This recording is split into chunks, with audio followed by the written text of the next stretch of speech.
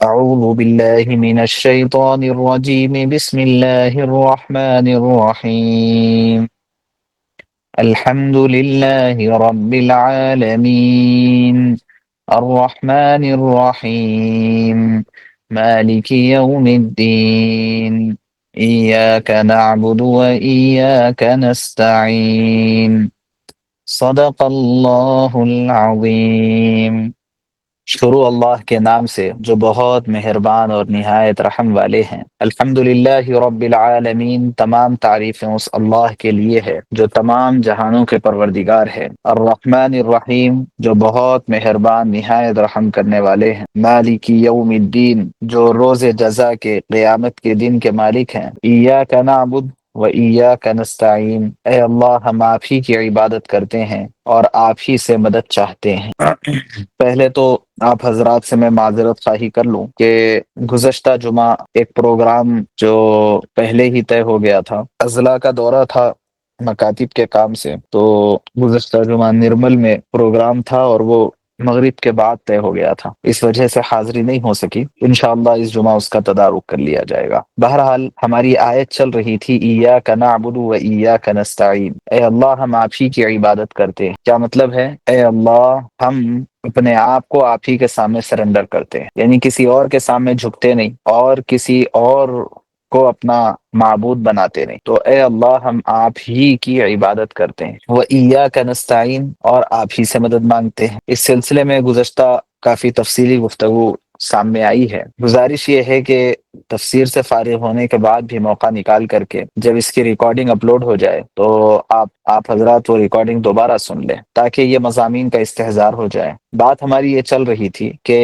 عبادت سے مراد عبادت کے جو ظاہری طریقے ہے، اور عبادت کو انجام دینے کے لیے اللہ تبارک و تعالیٰ نے ہمیں رسول اللہ صلی اللہ علیہ وسلم کے ذریعے سے جن طریقوں کو سکھایا ہے، تو وہ طریقے ہیں روزہ، نماز، زکوٰۃ، حج، اتباع اوامر و نواہی، اجتناب نواہی، قربانی، نذر و منت، یہ ساری چیزیں عبادت سے تعلق رکھتی ہیں۔ دوسری بات اللہ تبارک و تعالیٰ نے یہاں پر یہ سکھائی کہ ہم آپ ہی سے مدد چاہتے ہیں۔ عام طور پہ مدد چاہنے کا ایک مفہوم ہمارے ذہنوں میں ہوتا ہے کہ اگر کہیں کسی کو کوئی تکلیف ہو رہی ہو تو وہ کسی اور سے مدد طلب نہ کرے، اللہ سے مدد چاہے، بس اتنا مفہوم ہمارے ذہن میں رہتا ہے۔ لیکن اس کا حقیقت میں مفہوم بہت بڑا ہے، کئی کتابیں اس کے اوپر لکھی جا سکتی ہیں، کیونکہ مدد چاہنا یہ کوئی چھوٹا موٹا امر نہیں ہے، بلکہ مدد چاہنے کے جو طریقے ہم کو رسول اللہ صلی اللہ علیہ وسلم نے تعلیم فرمائے ہیں اور آپ نے ہمیں جو طریقے سکھلائے ہیں مدد چاہنے کے، وہ کئی ایک۔ چنانچہ سب سے پہلا طریقہ تو مدد چاہنے کا ہے توبہ۔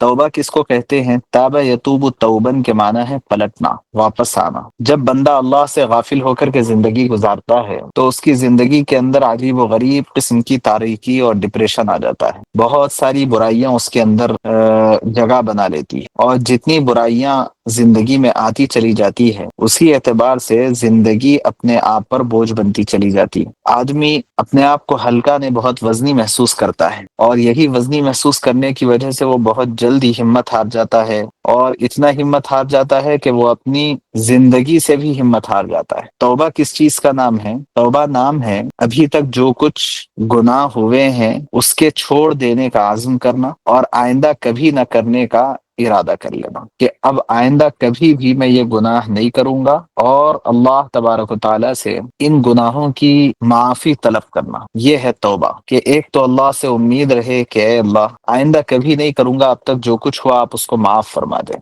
ایسا نہیں کہ ہم توبہ کرتے رہیں اور گناہ ہوتا رہے، توبہ کرتے رہیں پھر گناہ میں مبتلا ہوتے رہیں، اگرچہ کہ کتنی ہی بار توبہ ٹوٹ جائے، بندے کو چاہیے کہ پھر دوبارہ وہ توبہ کرے، اور توبہ کر کے پھر صحیح راستے کے اوپر آنے کا عزم و ارادہ کرے۔ توبہ کرتے کرتے ہمیں ہمت تو نہیں ہارنا چاہیے، مگر یہ طریقہ صحیح نہیں ہے۔ اس سے ہوتا یہ ہے کہ بندہ آہستہ آہستہ اس کا عادی ہو جاتا ہے کہ جب کبھی توبہ ٹوٹ رہی ہے تو چلو اور ایک بار توبہ کر لیں گے، اور ایک بار استغفار کر لیں گے، اور ایک بار منا لیں گے، اور ایک بار 2 رکعت صلاۃ التوبہ پڑھ کے دعا کر لیں گے۔ یہ دراصل ہم اپنے آپ کو یہ میسج دے رہے ہوتے ہیں، جس کی وجہ سے بعد میں ہم کو بہت نقصان ہوتا ہے، اور صحیح راستے کے اوپر اور اطاعت کے اوپر جمنا مشکل ہو جاتا ہے۔ تو اللہ سے ہی مدد چاہنے کا حکم دیا گیا، اس آیت مبارکہ کے ذریعے سے ہر نماز کی ہر رکعت میں ہم اللہ سے وعدہ کرتے ہیں کہ اللہ ہم آپ ہی سے مدد چاہتے ہیں۔ مطلب کیا؟ مدد چاہنے کا پہلا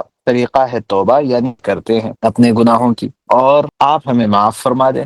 دوسرا توبہ کا جو دوسرا طریقہ ہے وہ ہے دعا۔ استعانت کا دوسرا طریقہ ہے دعا۔ اللہ سے مدد چاہنے کے لیے دعاؤں کا اہتمام، یہ بھی ہر ایک کو اپنے زندگی میں اس کی عادت ڈالنی چاہیے۔ ہوتا یہ ہے کہ بہت سی مرتبہ ہم دعا کو اپنی ضرورت ہی نہیں سمجھتے، اور دوسرے یہ ہے کہ دعا کو ہم عبادت نہیں سمجھتے، تیسرے یہ ہے کہ دعا کو ہم اللہ سے مناجات نہیں سمجھتے۔ دعا دراصل اللہ سے مناجات ہے۔ دعا کرنے والا بندہ اللہ سے باتیں کر رہا ہوتا ہے، وہ اللہ تبارک و تعالیٰ کی جانب متوجہ ہوتا ہے۔ جس کا دل دعا سے غافل ہو، وہ بندہ کبھی بھی جو ہے دعا میں منہمک نہیں ہو سکتا، اور اللہ تبارک و تعالیٰ اس کی دعا کو قبول نہیں کرتے۔ ان اللہ لا يستجیب دعاء عبد غافل لاہن، اس طرح کے کچھ الفاظ ہے، او کما قال علیہ السلام، کہ اللہ تبارک و تعالیٰ اس بندے کی دعا کو قبول نہیں فرماتے جس کا دل دعا سے غافل ہو۔ بس یہ ہے کہ کچھ رٹے رٹائے الفاظ ہے، وہ الفاظ بندہ اگر کہے جا رہا ہے تو یہ دعا نہیں ہے۔ حقیقت میں دعا وہ ہے کہ جس میں بندہ اللہ سے مناجات کر رہا ہوتا ہے۔ ایک شخص کہنے لگا کسی بزرگ سے کہ میں گناہ پر گناہ کرتا رہتا ہوں، لیکن اس کے باوجود نہ مجھے پیٹ میں درد ہے، نہ سر میں درد ہے، نہ کوئی بیماری ہے، اور نہ ہی کوئی اور پریشانی ہے، مجھے کوئی تکلیف نہیں ہے۔ تو بزرگ کہنے لگے کہ گناہ کا سب سے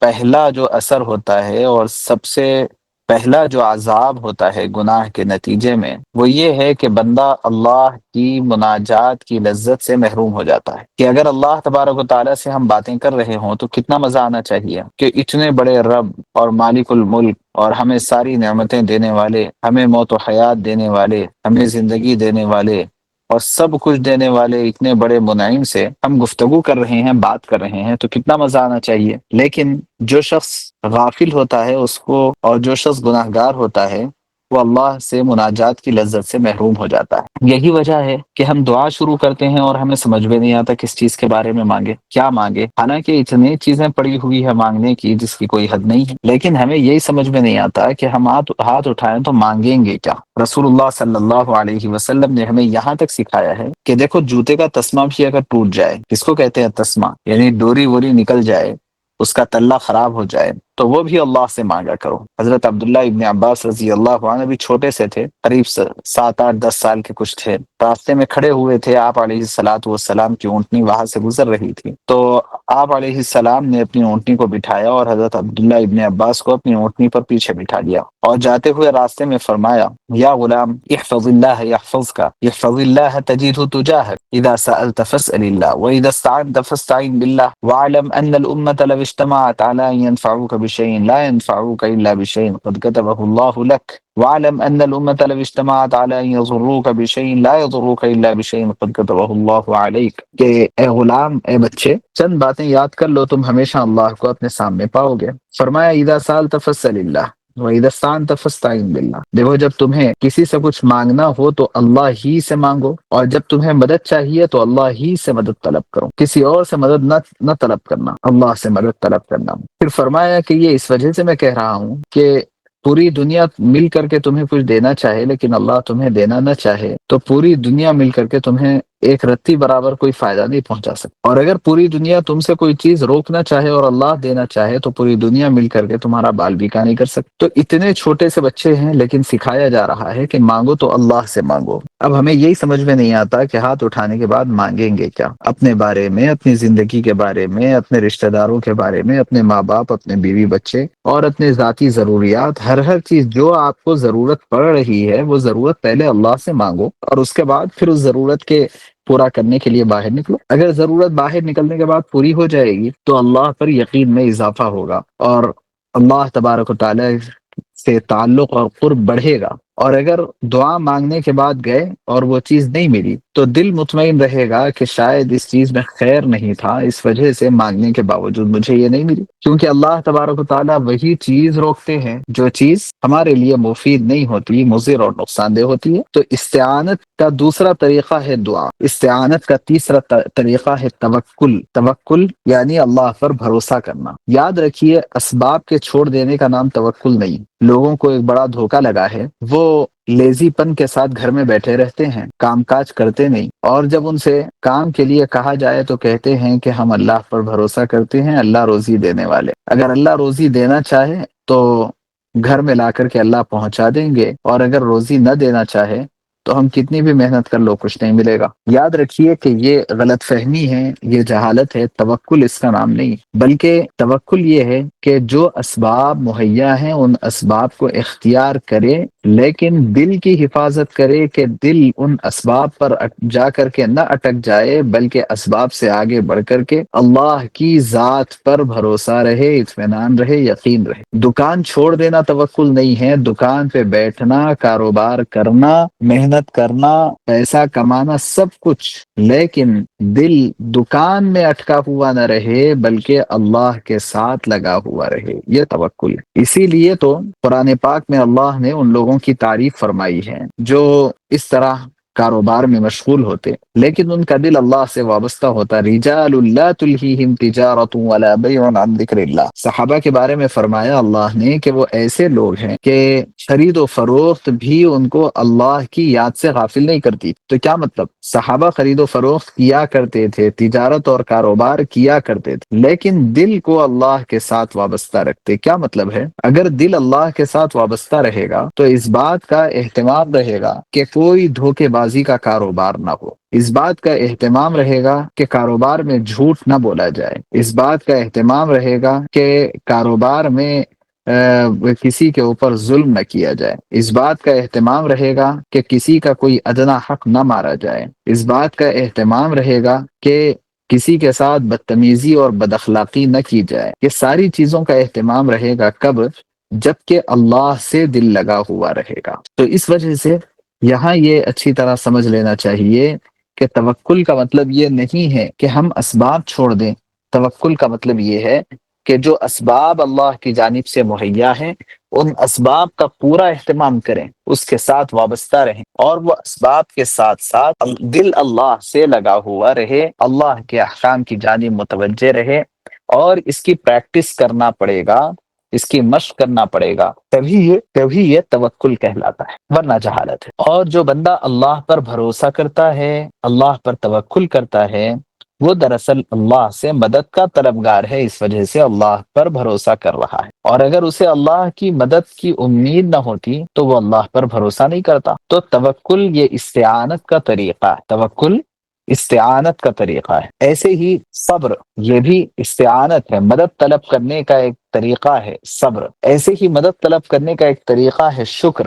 یہ صبر و شکر دراصل یہ بہت ہی بہترین سائیکالوجیکلی ٹریٹمنٹ ہوتے ہیں کہ جس بندے کے پاس صبر کا مادہ ہے اور جس کے پاس شکر کا مادہ ہے، وہ شخص، وہ بندہ کبھی ڈپریس نہیں ہو سکتا اور کبھی وہ پریشان حال نہیں ہوگا، ہمیشہ وہ اس بات پر خوش رہتا ہے کہ مجھے جتنا کچھ ملا ہوا ہے یہ بہت ہے، دوسرے بہت سارے لوگ تو اس سے بھی محروم ہیں، اور جو نہیں ملا کوئی ضروری نہیں ہے کہ سب مل جائے، اس کے اوپر صبر کرتے ہیں۔ رسول اللہ صلی اللہ علیہ وسلم نے ارشاد فرمایا ہے کہ بندے مومن ہمیشہ خیر کے اوپر رہتا ہے، ہمیشہ بھلائی اور اچھائی کے ساتھ وابستہ رہتا ہے۔ وہ اس طور پر کہ جب اس کو کوئی اچھائی پہنچتی ہے تو وہ اس کے اوپر شکر کرتا ہے تو اس پر بھی اسے ثواب ملتا ہے، اور جب اسے کوئی مصیبت اور پریشانی آتی ہے تو اس پر وہ اس مصیبت کے اوپر وہ صبر کرتا ہے، اور صبر پر بھی اس کو ثواب ملتا ہے۔ تو دو ہی حالات ہوتے ہیں بندوں کے ساتھ، یا تو وہ خوش رہیں گے یا پریشان رہیں گے۔ خوش رہیں گے اور شکر کریں گے تو ثواب میں ہیں، اور پریشان رہیں گے صبر کریں گے تب بھی ثواب میں ہیں، کہ ہر حال میں وہ ثواب ہی ثواب کے اندر ہے، بندے مومن کی پانچوں انگلیاں گھی میں ہیں۔ لیکن اگر کسی کے پاس یہ مادہ نہیں ہے، یہ صفت نہیں ہے، تو آپ تھوڑی دیر کے لیے امیجن کیجئے کہ وہ شخص کتنا مشکل میں ہوگا کہ جس کے پاس کروڑوں روپیہ ہے لیکن وہ ان کروڑوں روپیہ روپیے کو کم سمجھتا ہے اور ہمیشہ اس کو اور چاہیے کی ہوس ہوتی ہے، اور یہ کروڑوں روپیہ بھی اس کو جو ہے ناکافی محسوس ہوتا رہتا ہے۔ تو یہ سب کچھ اس کے پاس ہے لیکن اس کے اوپر خوش نہیں، اور چاہیے اور چاہیے اور چاہیے۔ آج فارچونر گاڑی اس کے پاس ہے کہ نہیں، آڈی چاہیے، یہ بھی نہیں بلکہ بی ایم ڈبلو چاہیے، اور یہ بھی نہیں بلکہ جہاز چاہیے، بلکہ ہیلی کاپٹر چاہیے۔ یہ جو ہے اس کے اوپر شکر نہیں ہے، اس کے اوپر خوشی نہیں ہے، اس کے اوپر طبیعت کا اطمینان نہیں ہے، اس کے اوپر دل کا سکون نہیں ہے، اور جو چیزیں نہیں ملی ہیں وہ چیزوں کی طرف سے صبر نہیں، بلکہ جو ہے بے چینی اور بے قراری۔ تو آپ دیکھیے کہ جن کے پاس یہ دونوں صفات نہیں ہوتے ہیں وہ ہمیشہ پریشان رہتے ہیں۔ اللہ تبارک و تعالیٰ نے ہر نماز کی ہر رکعت میں ہماری زبان سے یہ اعتراف کروایا ہے کہ اے اللہ، ہم آپ ہی سے مدد چاہتے ہیں۔ کیسے مدد چاہیں گے؟ توبہ کے ذریعے سے ہم آپ ہی سے مدد چاہتے ہیں، دعا کے ذریعے سے ہم آپ ہی سے مدد چاہتے ہیں، توکل کے ذریعے سے آپ ہی سے مدد چاہتے ہیں، اور ایسے ہی صبر و شکر کر کے ہم آپ ہی سے مدد چاہتے ہیں۔ اور صبر و شکر ہو گیا تو اس کے بعد خوف ہے۔ خوف یہ بھی مدد چاہنے کا ایک طریقہ ہے۔ جس بندے کے پاس خوف ہوتا ہے وہ بہت سارے برائیوں سے پہلے ہی بچ جاتا ہے، اور جس کے پاس خوف نہیں ہوتا تو وہ شخص بہت سارے برائیوں کے اندر پڑ جاتا ہے اور بعد میں بہت زیادہ پریشان رہتا ہے۔ تو خوف دراصل یہ ایک پروٹیکشن ہے، ایک حفاظتی انتظام ہے، ایک سیکیورٹی سسٹم ہے جو اللہ تبارک و تعالیٰ نے ان بلٹ ہر بندے کے اندر رکھا ہے۔ اگر یہ سسٹم ایکٹیو ہوتا ہے تو اس کے نتیجے میں بندہ ہمیشہ اکاؤنٹیبلٹی کے سلسلے میں، ہمیشہ حساب و کتاب کے معاملے میں فکر مند اور پریشان رہتا ہے،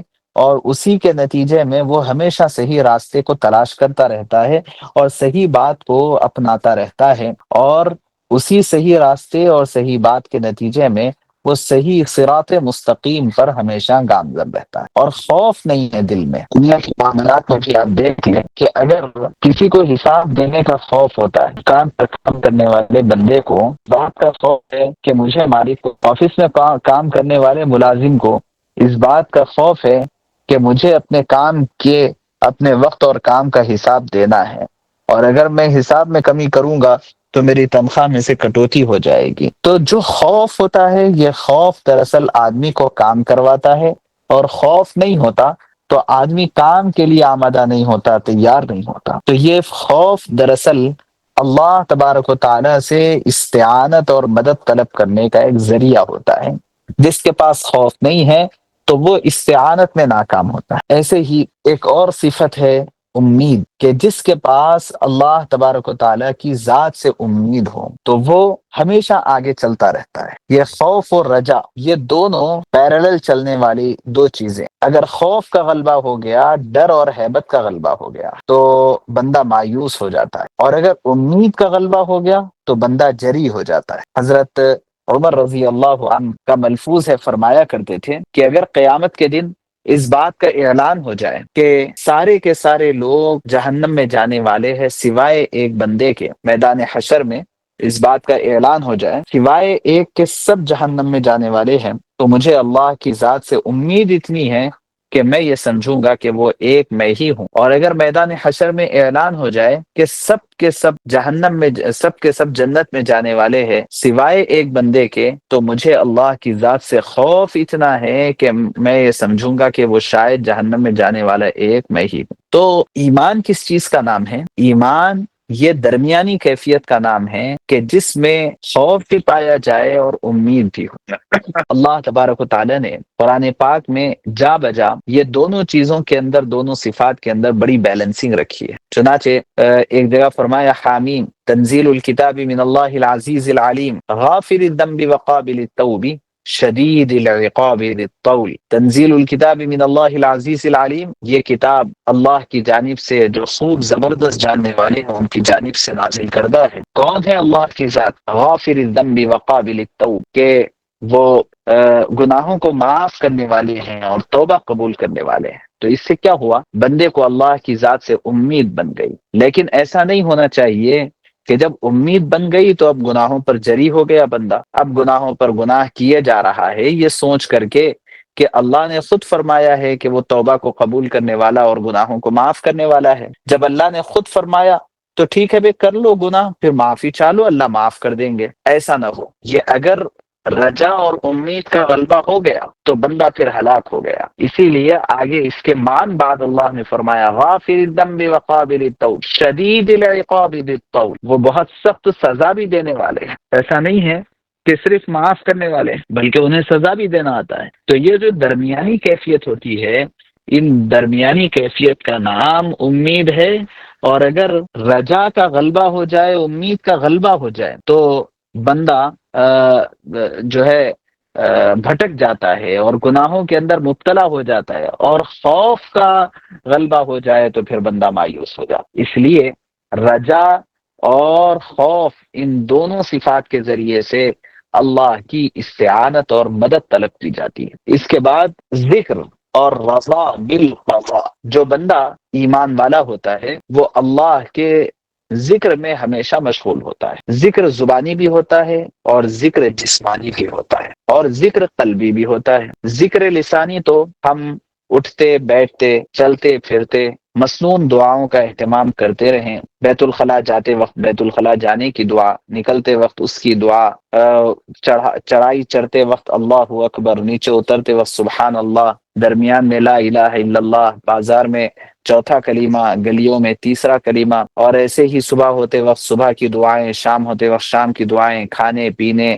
کپڑے پہننے، جو کام میں ہم لگے ہوئے ہیں اس کام کے وقت میں دعائیں کرتے رہنا، اور بقیہ اوقات میں لا الہ الا اللہ محمد الرسول اللہ سبحان اللہ الحمدللہ لا الہ الا اللہ، یہ سب ذکر کرتے رہنا، تلاوت کرتے رہنا، یہ سب ذکر لسانی۔ اور ذکر جسمانی کیا ہے؟ ذکر جسمانی یہ ہے کہ ہم اپنے جسم کو اللہ کی مرضیات کے خلاف استعمال نہ کریں، یہ ہے ذکر جسمانی۔ اگر یہ ذکر جسمانی ہوتا ہے تو اس صورت میں سارا ہمارا جسم اللہ کی منشا کے مطابق استعمال ہوتا ہے، کہ یہ پیر ایسی جگہ پر نہ چلیں جہاں اللہ ناراض ہوتے ہیں، بلکہ ایسی جگہ پر چلیں جہاں پر اللہ راضی ہوتے ہیں۔ لہٰذا چل کر کے مسجد کو جانا یہ ہماری جسم کی عبادت ہے، اور کسی غریب اور پریشان حال کی مدد کرنا، یہ ہمارے ہاتھوں کے ذریعے مدد کرنا، یہ ہماری جسمانی عبادت ہے۔ ایسے ہی حلال مال کھانا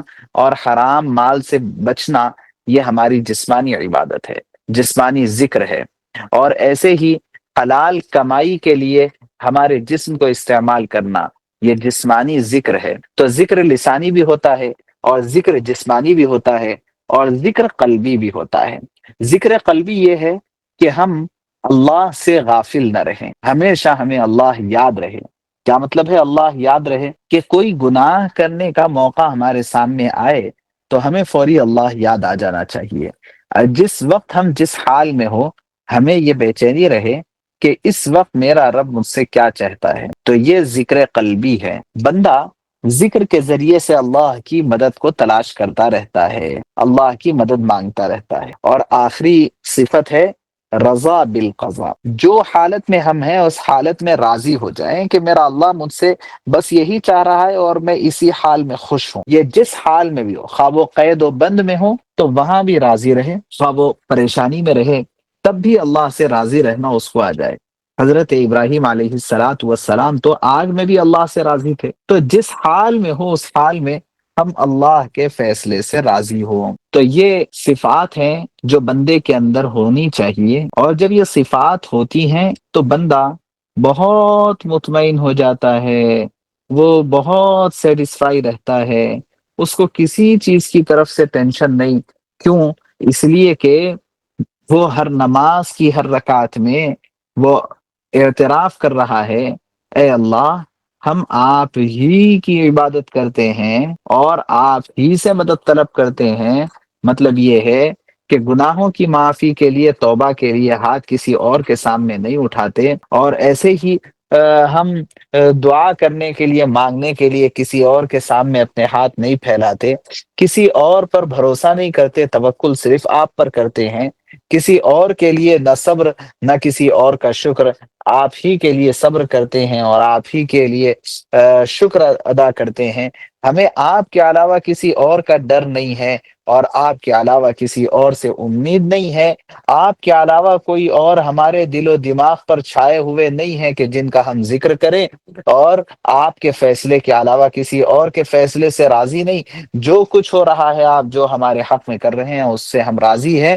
تو یہ تمام کی تمام صفات اگر کسی کے دل میں آ جاتی ہے تو وہ استعانت ہوتی ہے، اور بندہ اعتراف کر رہا ہے، ہر نماز میں اقرار کر رہا ہے کہ اے اللہ ہم آپ ہی سے مدد چاہتے ہیں، یعنی توبہ کے ذریعے، توکل کے ذریعے، اور صبر و شکر، خوف و رجا اور ذکر و رضا، ان کے ذریعے ہم آپ ہی سے مدد چاہتے ہیں۔ اے اللہ جب مدد ہم آپ ہی سے چاہتے ہیں تو اب آپ ہی ہماری مدد کریں۔ اب اللہ تبارک و تعالی کیسے مدد کریں گے؟ تو اللہ کی مدد اللہ رحمت کے شکل میں اترے گی، اور مدد چاہنے کے لیے وَاسْتَعِینُوا بِالصَّبْرِ وَالصَّلَاةِ، قرآن پاک میں اللہ تبارک و تعالیٰ نے فرمایا دیکھو مدد تم طلب کرو اللہ سے، کیسے؟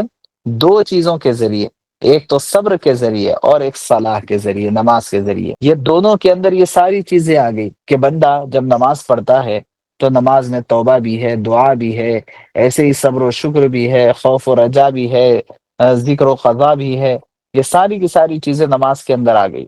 اللہ تبارک و تعالیٰ نے فرمایا تم کبھی بھی اللہ سے مدد طلب کرنا ہو، کبھی بھی کوئی مسئلہ آ جائے تو تمہارا کام کیا ہے کہ ایک تو اس کے اوپر صبر کرتے رہنا، جزا فضا نہیں کرنا، شکایتیں نہیں کرنا، بول لیتے نہیں پھرنا سب کے پاس، تو ایک تو صبر کرنا، اور دوسرے اس کے ساتھ 2 رکعت نماز پڑھو اور اللہ سے مانگو، تو اللہ کی مدد آ جائے گی، اور جب اللہ کی مدد آ جائے گی تو پھر تمہارے لیے کوئی مسئلہ نہیں۔ اس طرح سے ہم اگر کریں گے تو انشاءاللہ بڑا نفع ہوگا۔ اب یہ ہے کہ یہ ہماری یہ آیت کے لیے تقریباً 3 ہفتے گزر گئے ہیں اس ایک آیت میں، انشاءاللہ اگلے ہفتے ہم اپنا یہ سورہ تکمیل کرنے کی طرف جائیں گے، اور امید یہ ہے کہ انشاءاللہ اگلے ہفتے سورہ فاتحہ ہمارا مکمل ہو جائے گا۔ اللہ تبارک و تعالیٰ سے دعا ہے کہ اللہ ہمیں توفیق عمل نصیب فرمائے۔